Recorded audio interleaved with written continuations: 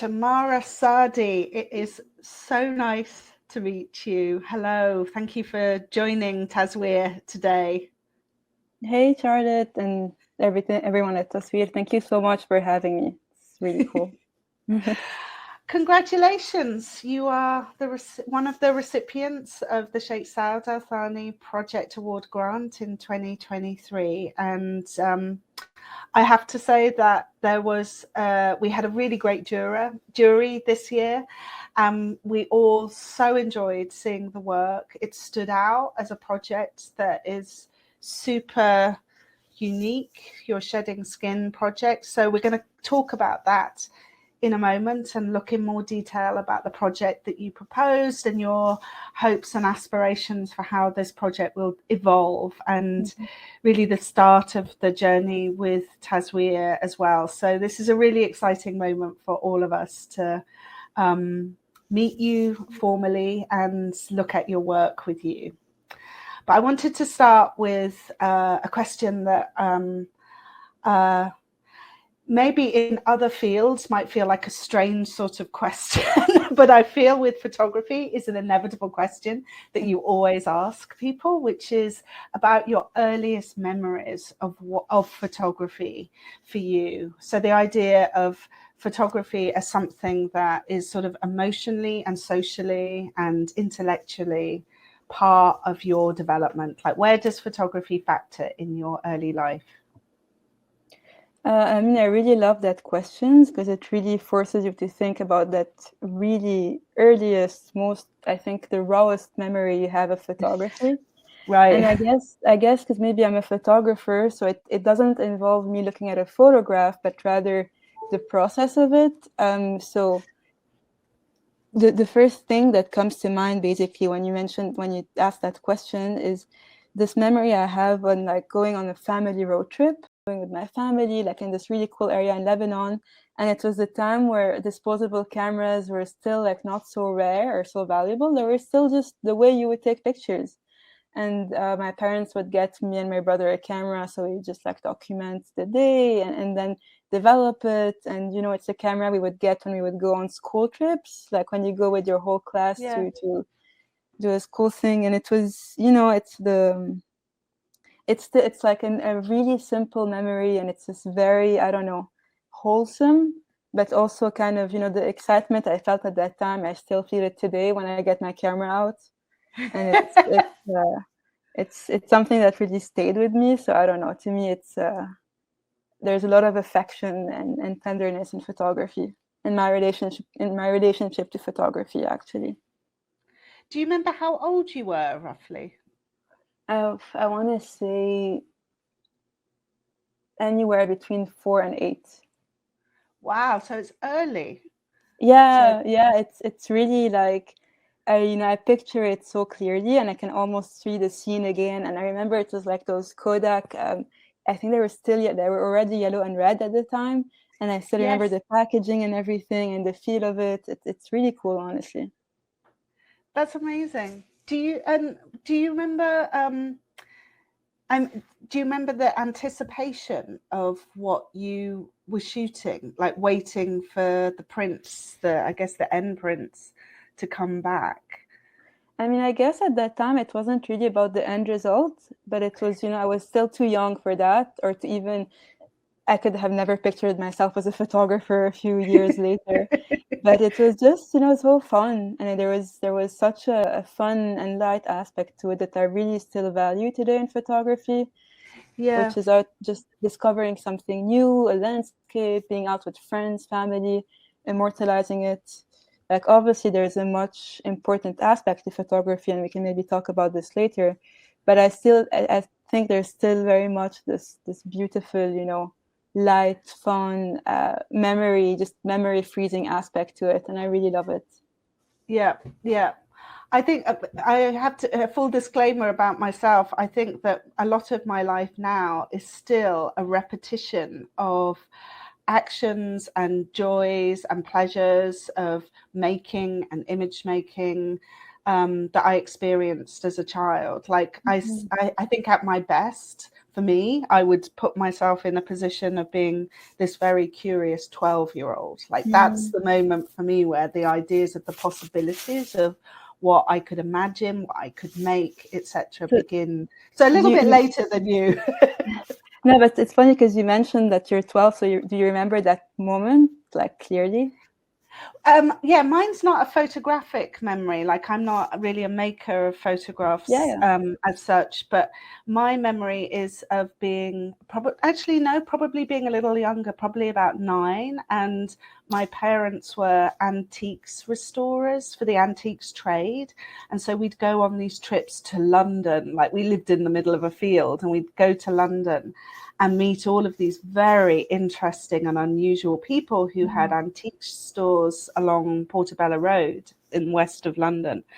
And I remember a trip where we went and looked at the windows of Harrods, and we stayed in a hotel, and we had a meal with sugared almonds at the end of it, and we walked in this beautiful park, and then my sister and I went to a vintage clothing store, and we were allowed to buy one thing each. And I bought this 1920s peach silk bias cut.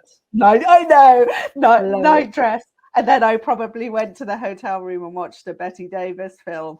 And I would honestly say the whole of my life, every Saturday, there'll be a sugared almond or a vintage clothing store or a Betty Davis film. There'll always be something that's that moment where you really sort of ignite as a creative entity, as somebody who's sort of thinking and relating to the world in a certain way. It's a spark that just comes, and like you can't fight the spark, it just takes over everything, and it's so strong, and I love it. Yeah. Were you an active photographer when you were a teenager? Yeah, quite so. I mean, the way I started photography was a bit unintentional, there was really a phase in my life where I was considering going into like scientific research. So it was not the first choice for me not the first choice, but it wasn't always an option for me, photography. I was really, looking at other stuff. But I was a very, very shy kid. So when we used to have like school projects that, required something different, and it required someone to photograph or document it for like a kind of conclusion, I would always love to be the one behind the camera, because it would be my way of participating and being there, but being a bit, on the outskirts, just because I was very shy and still am.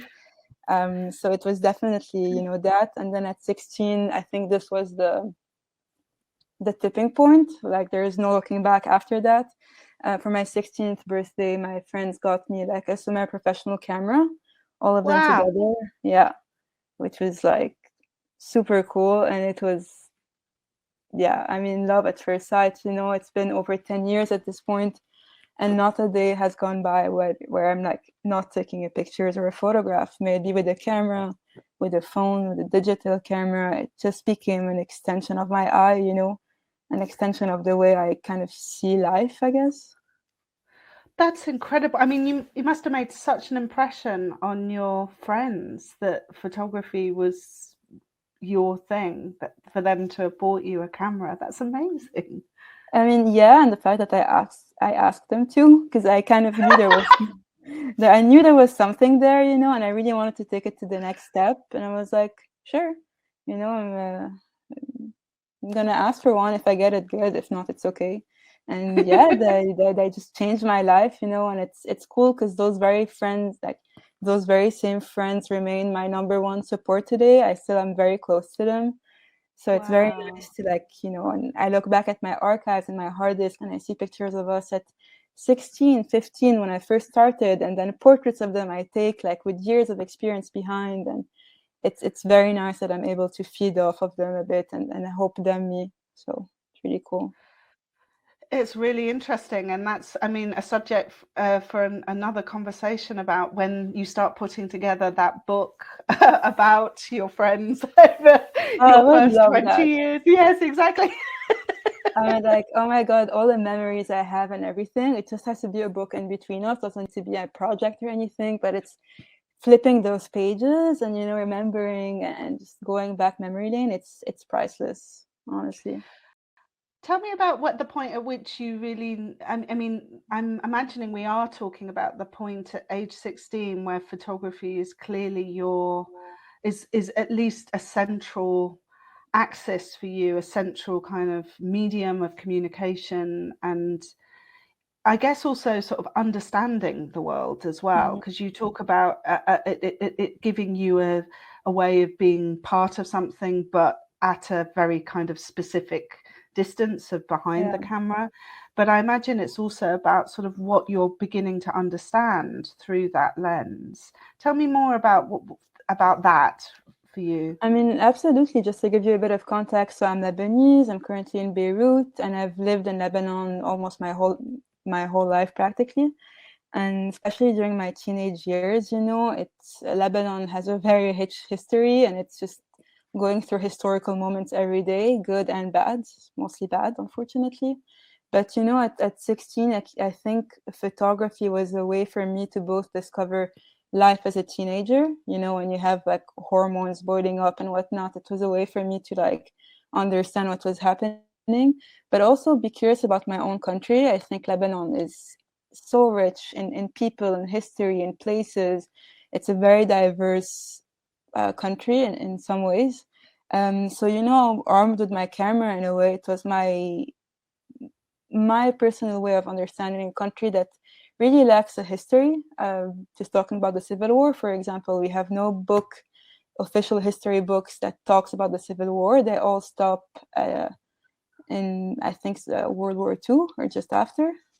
And it was really my own way of understanding what happened during the Civil War and leading up to like the years I was experiencing in Lebanon. And it's really, when you're shy and a bit of a dreamer in a harsh world like ours, it's nice to have a kind of buffer in between you and reality, but also it's both a buffer and something that makes you experiment reality in a very raw and very, present aspect. So, yeah. Well, it allows you to get closer as well. Definitely. And you mentioned just curiosity. I'm also someone who's very curious. I like to know what's happening. I like to be at the center of it. I like to witness what's going on. I mean, I often talk about photography and especially photojournalism because I work a bit in photojournalism as standing on the edge of humanity. You're just seeing the rawest, sometimes most beautiful or most cruelest aspect of life, I think. Yeah, I mean, it's a remarkable journey that you're on. It really is. And it's amazing to hear you so present and kind of active within that platform that photography gives you. It's really great to hear, Tamara. Thank you. I mean, honestly, it's such a gift to me. And I really know how fragile life is and how things can, just turn upside down in a second. And I hope and wish photography will be a guarantee for the rest of my life, but I know things can change very fast and you're not in control of that. So I really try to make the most out of it right now because I never know when it might stop. Well, talking about making the most of it, do you want to introduce us to your project Shedding Skin, which is what you applied to the Sheikh Saoud Thani Project Award with and really captured all of our imaginations? It means so much to hear describe it that way. So I'm just going to start sharing a bit of like the pictures so you can all just have an idea of what I'm talking about while I'm talking about it and not just staring at my face. So just to give you a bit of context, I started Shedding Skin as part of actually a photojournalism class during my last year at the American University of Beirut. So it started in 2017 and it's something that really has never left me and I really don't want it to leave me anytime soon. So the first picture you see here is where the project so far is taking place. And it's so if you know a bit of geography, Lebanon, the whole shore of Lebanon, the west shore is like bordered by the Mediterranean. And I'm someone who grew very fond and close to the sea. And there's this teeny tiny beach, if you want to call it beach. It's more of a piece of concrete that is one of the last actual public spaces with access to the beach. 80% of Lebanon's coast is privatized. So it's, and this is a big aspect of the project, that it's one of the last public spaces, and it really matters to me. So what you see now is just me at that beach, like a picture of the beach. And the particularity of that beach is, I might just go to the next picture so you can see it a bit better, because I just want to emphasize. So you see Beirut, the access to the sea, and the particularity of that beach is that it is mostly occupied by men. It's not a law. It's not that women aren't allowed, really not, but it's just that it became a very man-friendly space, and it was always very intimidating, you know? So I think you can see that, just like to give you a bit more context, like at the end of it, it's basically a corniche, so you can just walk all along and have go down the rocks and have access to the beach. Tell me about your choice to make this a subject for your photographs. So I was always very fascinated by those men. You know, you walk, and it was especially close to my university, like the campus was just across from it. So I would always walk and see, you know, those men playing palettes and their swimming suits. I mean, tattoos like this, like very big tattoos. They had their own quirks and habits, and it was very much a world of its own, you know, and I was like fascinated by it, absolutely fascinated. And one day I was like, okay, I've been taking pictures of it from a distance. What would happen if I actually go down there? As someone who's very shy, this took a lot of effort on my end. And just to give you a bit of context, I've been working on this project for the past 6 years at this point. Wow. You know? Wow. Yeah. So it's very, you know, it's very much a world that is fascinating. And I went, and it was, okay, I'm there, what do I do? And one of the first person I talked to was the man that you see now, Abu Khadr. In Lebanon, he's kind of a legend because he's very much of a poser, and he's there all year long. And this is like his natural skin color, you know? That's how he just looks all the time, like burgundy red. And he's like this 80-year-old man who's just the sweetest characters and has seen all of Lebanon's history and continues to be a landmark in Lebanon. Like, and one of the aspects of this project is that Lebanon, if you know about the country's history, especially the past 3-4 years at this point, has been going through one of the worst financial crises. I mean, we have a devaluation of the Lebanese lira of I don't know how many hundreds of percents. Life has become extremely hard. There was the August 4 explosion. People are leaving the country. There are no opportunities. It's a very tough country. And it's a country that, despite its ridiculously small size, changes a lot. So having that space, like I remember that space, you know, that beach with those men have been there for decades. And I really hoped I'll stay there for decades. So it was important for me to kind of immortalize that aspect and anchor myself to it. It was very much of an anchor for me, honestly. So it started as curiosity. It ended up being a kind of therapy for me. You must, I imagine you must be almost the sort of official photographer of this place by this point, if it's been 6 years. How's your relationships with the subjects changed, and what really kind cool. of pictures? Honestly, like the more I spend time there, it's true, I don't want to say I'm the official photographer, because there's so many photographers and so many people have interpreted this place over the years. It's gorgeous to see.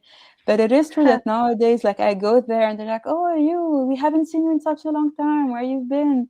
And, you know, over the years, some of them, like Abu Khadr, for example, when I was still at uni starting this project, he was so sweet, and he would just send me back to classes with like oranges and food and oil and za'atar and naish, and I would like, you know, get to class with all those stuff. And it was like so sweet. And, you know, with time it just evolved, that I got to know him, I got to meet his son, I got to hear a bit of his personal history.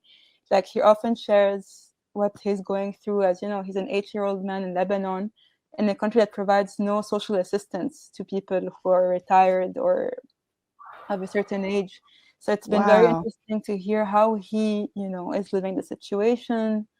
And, some of them are a bit younger than me or maybe my age. And it's funny because I've seen them grow, and I have pictures of them very young, and I have pictures of them now. And I guess they see me maybe the same way. I mean, in the past 6 years, I've also changed a lot, different glasses, different haircut.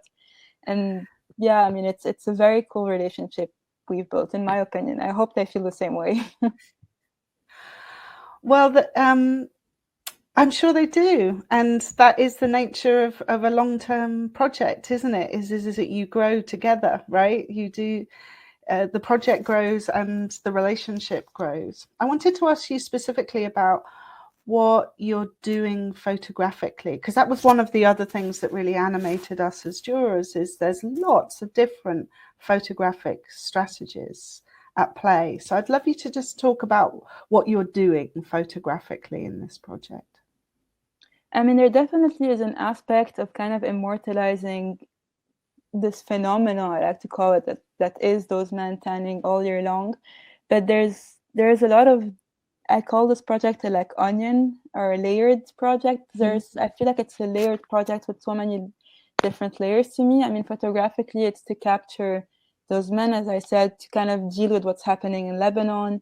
But like technically, as a photographer, to me, it's really about capturing their relationship, the intimacy between them, but also my personal relationship with them as a photographer. I'm very interested in the history of photographer as a woman photographer, as a woman photojournalist. And what was very interesting to me is having, all those half-naked men in front of my lens, and they're much older, they're much, it's a generational thing, but it's also kind of returning the lens on history. I feel like throughout history, it's often been men photographing younger women and often been men behind the camera. And I think it's interesting, like, how do I see them?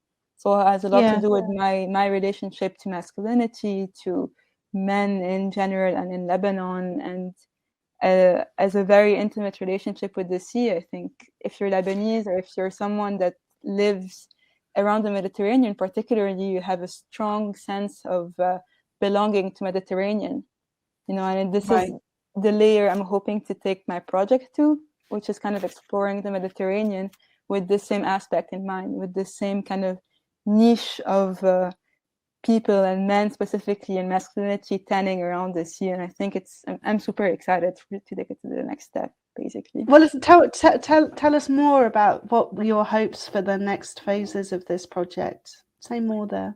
Yeah, so there are two aspects, basically the one in Lebanon and abroad. What I'm really excited about right now is kind of exploring, as I said, the Mediterranean a bit more. It's been like, since I started this project, it's been my dream to go to a few different countries that share the same Mediterranean culture, because I really truly think there is something called the Mediterranean culture, this love of the sea, this love of life in a way, this, very loud, very extravagant, I mean, very burgundy, the color of their skin is just loud as well. And I've been curious to see, like, for example, I'd really love to go to Naples in Italy, because I've seen that there is a similarity there. A lot of people come to Beirut and tell me, oh, it reminds me of Napoli so much, and I'm curious to see what we share. And there's also another aspect to it that is a lot more subtle, but it's very important to me, is we unfortunately call Lebanon la poubelle de la Méditerranée, the trash bin, the trash can of the Mediterranean, because it's a very polluted country, and unfortunately our sea is very polluted. Like, you'll have a lot of people who say, I won't swim in Beirut because it's so polluted. And it is true, there's not a respect of nature and the sea that much in this country, unfortunately. But when you go to see those men, they're very funny, because they're first of all different backgrounds, different religion, different social class, everything. But they all really have a respect for the sea that I really admire, and I think we could use it as an example. That people often see them like, oh, look at them, they're just playing ball and doing nothing all day. But I don't know, when you talk to them and you realize how much they treasure and respect the sea, it's something that I really value. And I really hope that, we can actually learn from them and just stop polluting one of the most beautiful assets we have. And I don't know, it's this value that I want to explore as well. That's so impressive. That's so impressive, and so resonant about the idea of that becoming the that becoming another one of your onion layers, right? And Exactly. maybe the core one, which is the idea of the Mediterranean as an idea, and as well as a kind of icon of hope. I think photography helps you in so many ways read a situation, right? That it doesn't surprise me that a long-term project by someone as talented as you does develop that kind of depth to it, where you could expand the project to be ostensibly about a whole region of the world, and being able to read it through the sea, through the relationship of these pockets of kind of custodians almost of the Mediterranean. Absolutely. I mean, first of all, thank you so much. What you said means so much to me. But, I've spent a lot of time in that space and by the sea, really, like, I think maybe being Lebanese, or because during my childhood, we spent a lot of time by the beach. It's really, I don't know, when I'm by the Mediterranean and see the waves crashing, and you realize the enormity and the magnitude of Mother Nature in a way, and what it holds, it really forces you to kind of slow down and listen, and to be open to a lot more than what the eye can see. I mean, in this project, I feel like I see a lot of things, but I also listen to a lot of things. May it be like the waves crashing, but also what those men were talking about. And I'm very open, and I had to learn that, but I'm very open to what a project has to offer. And I think that's capital, to be receptive to change. When I went to journalism school, there is one advice they gave us that like marked me. It's like, be prepared to kill your babies when you're attached to a project. Sometimes you have to let go for something else to take place. And yeah, I think it's important to do that. That's a really good point to come back to my final question, which is about advice, and the advice that you would give us in Taswir, which is a relatively young initiative, and we consider the project awards really central to the identity of Taswir, that it's to support independent and active photographers in the region. And I wondered if you could give us any advice on how we do that. I'd really appreciate it, essentially. So do you have any advice for Taswir about how we support amazing photographers like you? I mean, I don't know about advice. I mean, first of all, I just really want to insist that it's an honor for me. When I received the email, I was like, I couldn't believe it. And I'm just so grateful for that opportunity. I guess the only advice would be to keep doing what Taswir is doing, which is really to encourage and highlight photographers from the region. I mean, the other awardees or grantees, what to call them with me. I'm thinking of Amina, Muhammad Lito.